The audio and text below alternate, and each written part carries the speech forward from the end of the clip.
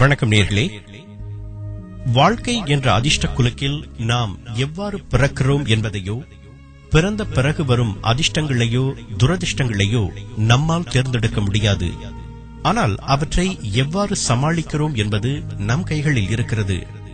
தன்னம்பிக்கை இழக்காமல் முழுமையாக போராடினால் துரதிர்ஷ்டம் நம் பாதையை கடந்தாலும் நம்மால் அதனை வெற்றியாக மாற்ற முடியும். 1994 ஆண்டு ஆகஸ்ட் 30 உதிர்க்கப்பட்ட வசனம் அது.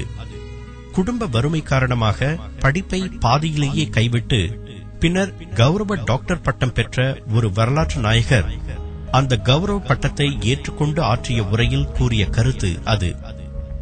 இன்று சிங்கப்பூரின் 40வது தேசிய தினம். சிங்கப்பூர் அதன் பிறந்த தினத்தை கொண்டாடும் இன்றைய தினம் வரலாற்றில் தடம் பதித்த சிங்கப்பூரர் ஒருவரை வானம் வசப்படுமே நிகழ்ச்சியில் அறிமுகம் செய்வது மிக பொருத்தமாக இருக்கும் என்று நம்புகிறேன். எந்த சிங்கப்பூரரை பற்றி எழுதலாம் என்று சிந்தித்த போது எனது சிந்தனை சுமார் 17 ஆண்டுகள் பின்னோக்கி சென்றது. 1988 ஆண்டு செப்டம்பர் மாதம் சிங்கப்பூர் தேசிய பல்கலைக்கழகத்தின் பட்டமளிப்பு விழா. அந்த ஆண்டு முதல் நாளில் பட்டம் பெறும் அரிய வாய்ப்பு நான் பயின்ற கணினி துறைக்கு கிடைத்தது. பட்டமளிப்பு தினத்தன்று பட்டம் பெறப்போகிறோம் என்ற மகிழ்ச்சியை விட ஓர் உன்னத மனிதரின் கைகளால் பட்டம் பெறப்போகிறோம் என்ற ஆனந்தமே என்னுள்ளும் என் சக மாணவர்களுக்குள்ளும் மேலோங்கி இருந்தது. நான் எதிர்பார்த்த அந்த தருணம் வந்தபோது, பட்டத்தை அவரது கைகளிலிருந்து பெற்றபோது நான் கல்விக்காக பட்ட சிரமங்கள் எல்லாம் பஞ்சாய் பறப்பது போல் இருந்தது. அந்த அளவுக்கு என்னுடைய நன்மதிப்பையும் சிங்கப்பூரர்களின் ஒட்டுமொத்த நன்மதிப்பையும் பெற்றிருந்த அவர் வேறு யாருமல்ல, புன்னகை மட்டுமே பூக்கத் தெரிந்தவரும், நாட்டின் மிக உயர்ந்த பதவியை வகித்தும் சராசரி சிங்கப்பூரர்களோடு சரிசமமாக பழகியவரும், சிங்கப்பூரர்களால் மக்கள் அதிபர் என்று அன்போடு அழைக்கப்பட்டவருமான நமது முன்னாள் அதிபர் டாக்டர் வி கிம் வி. சிங்கப்பூரின் 4வது அதிபராக 8 ஆண்டு காலம் பணியாற்றியவர். வறுமையில் பிறந்த ஒருவர் ஒரு தேசத்தின் அதிபரான கதை திரு வி கிம் வியின் கதை.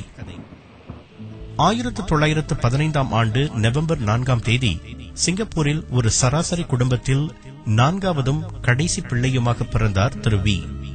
அன்புக்கு பஞ்சமில்லாத அந்த வீட்டில் வறுமைக்கும் பஞ்சமில்லை. மிக எளிமையான சூழ்நிலையில் வளர்ந்த அவர் தனது ஆரம்ப கல்வியை பேர்ல்ஸ் ஹில் தொடக்கப்பள்ளியில் பயின்றார். அவருக்கு 8 வயதான போது அவரது தந்தை தொண்டை புற்றுநோயால் காலமானார். அதனால் குடும்ப நிலைமை இன்னும் மோசமானது. எப்படியோ சிரமப்பட்டு ராஃபல்ஸ் கல்விக் கழகத்தில் உயர்நிலை படிப்பை மேற்கொண்டார் திரு வி. ஆனால் குடும்ப வறுமை அலைக்கழிக்க 2 ஆண்டுகள்தான் அவரால் அங்கு நிலைக்க முடிந்தது. 1930 ஆண்டில் அவர் ஸ்ட்ரெய்ட்ஸ் டைம்ஸ் பத்திரிகையில் அலுவலக உதவியாளராக வேலைக்கு சேர்ந்தார். கடுமையாக உழைத்ததால் அவர் பின்னர் விளம்பர பிரிவில் சேர்ந்தார். பின்னர் நிருபராக அவருக்கு பதவி உயர்வு கிட்டியது. 1941 அவர் யுனைடெட் பிரஸ் அசோசியேஷன் எனப்படும் அமெரிக்க செய்தி நிறுவனத்தில் சேர்ந்தார். ஜப்பானிய ஆட்சி காலத்தின் போது அந்த வேலையை அவரால் தொடர முடியவில்லை. ஜப்பானிய ராணுவ அமைப்பில் எழுத்தராக வேலை செய்தார். 1945 ஆண்டு ஜப்பானிய ஆட்சியிலிருந்து சிங்கப்பூர் விடுபட்ட போது அவர் மீண்டும் யுனைடெட் பிரஸ் அசோசியேஷனில் சேர்ந்தார். அதில் நல்ல பத்திரிகை அனுபவம் கிடைத்ததால் அவர் மீண்டும் 1959 ஆண்டில் ஸ்ட்ரெய்ட்ஸ் டைம்ஸில் சேர்ந்தார். இம்முறை அவருக்கு கிடைத்தது உதவி ஆசிரியர் பணி. அந்த காலகட்டத்தில் நிருபராக இருந்து பல முக்கிய நிகழ்வுகளை சிங்கப்பூரர்களுக்கு கொண்டு வரும் வாய்ப்பு அவருக்கு கிட்டியது. குறிப்பாக 1966 ஆண்டு இந்தோனேசியாவுக்கும் மலேசியாவுக்கும் இடையே நிலவிய கான்ஃபரன்டேஷன் எனப்படும் அரசியல் பதற்றத்தின் போது தைரியமாக ஜகர்த்தாவிற்கு சென்று இந்தோனேசியாவின் முன்னாள் அதிபர் சுகார்த்தோவை நேரடியாக பேட்டி எடுத்தார். அடுத்த நாளே 3 ஆண்டு பதற்றத்தை முடிவுக்கு கொண்டுவர இந்தோனேசியா விரும்புகிறது என்ற தலைப்புச் செய்தியை உலகுக்கு தந்தார் திரு வி கிம் வி. 1973 ஆண்டு அவர் பதவி ஓய்வு பெற 2 ஆண்டுகளே இருந்தபோது அவரை மலேசியாவிற்கான தூதராக நியமித்தது சிங்கப்பூர் அரசாங்கம். 3 ஆண்டுகள் மட்டுமே நீடிக்க வேண்டிய அந்த பதவியில் திரு வி 7 ஆண்டுகள் நீடித்தார். அந்த 7 ஆண்டுகளில் சுமூகமான சிங்கப்பூர் மலேசிய உறவுகளுக்கு அவர் நல்ல அடித்தளம் அமைத்துக் கொடுத்தார். அந்த பணி முடிந்து 1980 ஆண்டில் ஜப்பானுக்கான தூதராகவும் அதற்கு அடுத்த ஆண்டு கூடுதலாக கொரியாவிற்கான தூதராகவும் அவர் நியமிக்கப்பட்டார். அவருடைய அரசதந்திர பணி 1984 முடிவடைந்ததும் முன்னைய சிங்கப்பூர் ஒலிபரப்பு கழகத்தின் தலைவராக நியமிக்கப்பட்டார். அதற்கு அடுத்த ஆண்டே, அதாவது 1985 ஆகஸ்ட் 30 சிங்கப்பூரின் 4வது அதிபராக அவரை தேர்ந்தெடுத்தது நாடாளுமன்றம். அடுத்த 8 ஆண்டுகள் அந்த பணியை செவ்வனே செய்தார் திரு வி.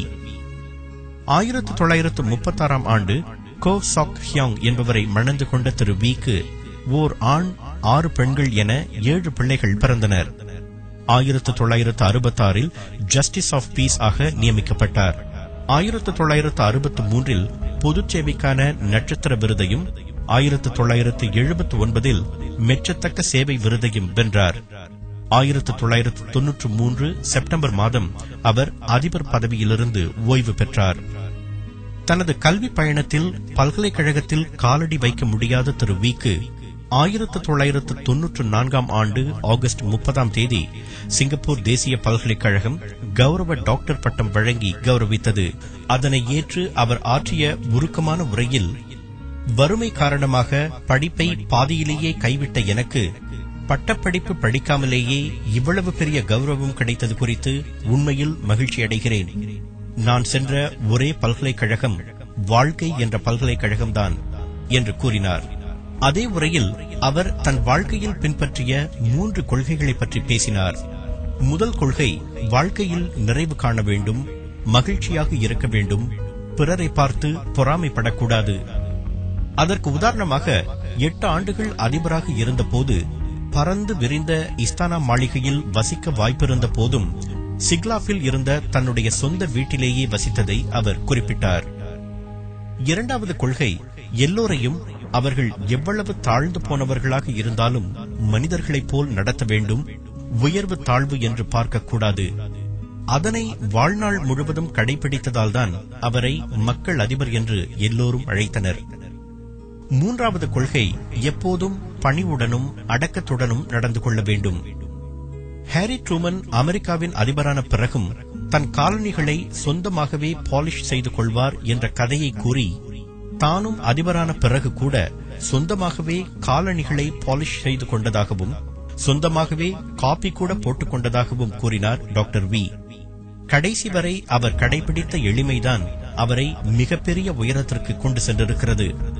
2004 ஆண்டு, அதாவது கடந்த ஆண்டு, கிளிம்சஸ் அண்ட் ரிஃப்ளெக்ஷன்ஸ் என்ற தனது சுயசரிதையை வெளியிட்டார் டாக்டர் வி. அதனை படித்து பார்த்தால் எவ்வளவு பெரிய உச்சங்களை தொட்ட ஒரு மனிதன் எவ்வளவு சாதாரணமான வாழ்க்கை வாழ்ந்திருக்கிறார் என்பது புரியும். ஆச்சரியத்தால் புருவங்கள் விரியும். தன்னுடைய 12வது வயதில் தலைமை ஆசிரியரிடம் தான் வாங்கிய பெறம்படி எப்படி தன் வாழ்க்கையை மாற்றி அமைத்தது என்று அந்த புத்தகத்தில் சுவைபட கூறியிருக்கிறார் டாக்டர் வி. மிக எளிய நடையில் எழுதப்பட்டிருக்கும் அந்த நூல் அனைவரும் படித்து பயன்பெற வேண்டிய ஒரு நூல். அந்த நூலின் விற்பனை மூலம் கிடைத்த சுமார் $500,000 வெள்ளியை 8 அறநிறுவனங்களுக்கு அளித்தார் டாக்டர் வி. மக்கள் அதிபர் என்று புகழப்பட்ட டாக்டர் வி கிம் வி சில ஆண்டுகளாகவே புரோஸ்டேட் எனப்படும் சிறுநீர் பை சுரப்பி புற்றுநோயால் அவதிப்பட்டார். 2005 ஆண்டு, அதாவது இந்த ஆண்டு மே மாதம் 2 தமது 89வது வயதில் அவர் காலமானார். அந்த தருணம் தங்களுடைய உறவினர் ஒருவர் இறந்து போனது போன்று உணர்ந்தனர். அவரது அன்பையும் மனித நேயத்தையும் புன்னகை பூக்கும் முகத்தையும் மறக்க முடியாத பல சிங்கப்பூரர்கள். அதனால்தான் நவீன சிங்கப்பூர் வரலாறு காணாத அளவுக்கு பல்லாயிரம் பேர் அவரது உடலுக்கு மரியாதை செலுத்த இஸ்தானாவில் வரிசை பிடித்து நின்றனர். நானும் அந்த வரிசையில் நின்றிருந்த போது 17 ஆண்டுகளுக்கு முன்பு அவரிடமிருந்து பட்டத்தை பெற்ற அந்த கணம் என் கண்முன் பசுமையாக தோன்றி மறைந்தது. வாழும் போது எளிமையை விரும்பிய டாக்டர் வி மறைந்த பிறகும் எளிமையாகவே நினைக்கப்பட விரும்பினார். அதனால் தன்னுடைய அஸ்தியை சராசரி சிங்கப்பூரர்களின் அஸ்திகளுக்கு மத்தியில் வைக்குமாறு அவர் கேட்டுக்கொண்டார். பொதுவாக அதிபர்கள் கிராஞ்சி போர் சமாதியில்தான் அடக்கம் செய்யப்படுவது வழக்கம். ஆனால் அவரது விருப்பம் போலவே மண்டாய் அஸ்தி மாடத்தில் மற்ற சிங்கப்பூரர்களின் அஸ்திகளோடு அவரது அஸ்தியும் வைக்கப்பட்டுள்ளது. நாட்டின் உயர்ந்த பதவியை எட்டிய போதும் அதிகாரம் அவரது தலைக்கு ஏறவில்லை. மாறாக எட்டாத தூரத்தில் இருந்த ஒரு பதவியை அவர் சாமானிய மக்களுக்கும் எட்டும் உயரத்திற்கு கொண்டு வந்தார். அவரது புன்னகைக்கும் கனிவான பேச்சுக்கும் வசப்படாதவர்கள் யாரும் இருக்க முடியாது. ஏழ்மையில் பிறந்து பட்டப்படிப்பு படிக்காமலேயே சிங்கப்பூரின் உயரிய பதவியை அவரால் அடைய முடிந்திருக்கிறது என்றால் அதற்கு காரணம் அவருடைய நேர்மை, கனிவு, பரிவு, மனித நேயம், தன்னம்பிக்கை, கடும் உழைப்பு, விடாமுயற்சி ஆகியவைதான். அவற்றில் ஓரிரண்டு பண்புகளை பின்பற்றினால் கூட நமக்கு எந்த வானமும் வசப்படும்.